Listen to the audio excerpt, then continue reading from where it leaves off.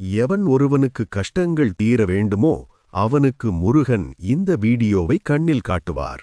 முருகனுக்கு உகந்த நாட்கள் நிறைய வந்தாலும் இந்த தைப்பூசம் திருநாள் மிகவும் சிறப்பு. தைப்பூசத்திற்கு ஒவ்வொருவரும் அவர்களால் முடிந்த மாதிரி விரதம் இருப்பார்கள். ஆனால் தைப்பூசத்தின் கடைசி இந்த 6 நாள் விரதத்தை கண்டிப்பாக இருந்து பாருங்கள். நீங்கள் வாழ்வில் என்ன வேண்டி மனதார விரதம் இருந்தாலும் அது கண்டிப்பாக நடக்கும். இந்த சக்தி கடைசி இந்த 6 நாட்களுக்கு உண்டு. நீங்கள் முருகனை நம்பினால் கந்த போற்றி என கமெண்டில் சொல்லுங்க. இந்த சேனலை சப்ஸ்கிரைப் பண்ணிக்கோங்க. தைப்பூசத்தின் கடைசி 6 நாள் விரதம் ஏன் சிறப்பு என்றால், முருகனுக்கு 6 முகம். அந்த 6 முகத்தை படைத்த சக்தி தன்னுடைய மொத்த சக்தியையும் ஒன்று திரட்டி தன் வேலின் மூலம் முருகனுக்கு கொடுத்த நாளைத்தான் தைப்பூசமாக வழிபடுகிறோம்.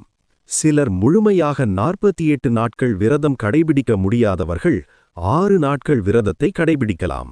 காலை எழுந்ததும் குளித்துவிட்டு 6 மணிக்கு முன் முருகனுக்கு பூஜை செய்ய வேண்டும். காலை மற்றும் மாலை இருவேளையும் நெய் தீபம் ஏற்ற வேண்டும்.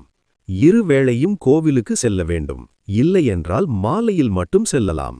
நைவேத்தியமாக பால் மற்றும் பழம் அல்லது கற்கண்டு போன்ற எளிமையானவற்றை வைத்து வழிபடலாம். தினை மாவு, சர்க்கரை பொங்கல் வைத்து வழிபடலாம். தைப்பூசத்தன்று விரதத்தை முடிக்கலாம். உடல்நிலைக்கு ஏற்ப ஒருவேளை உணவு உண்டு அல்லது 3 வேளையும் பால் பழம் சாப்பிட்டும் விரதம் இருக்கலாம். இல்லையெனில் இளநீர் குடித்து விரதம் இருக்கலாம். நாள் முழுவதும் பால் மட்டுமே குடிக்கலாம். கர்ப்பிணி பெண்கள், பாலூட்டும் தாய்மார்கள் இந்த விரதத்தை கடைபிடிக்க வேண்டாம்.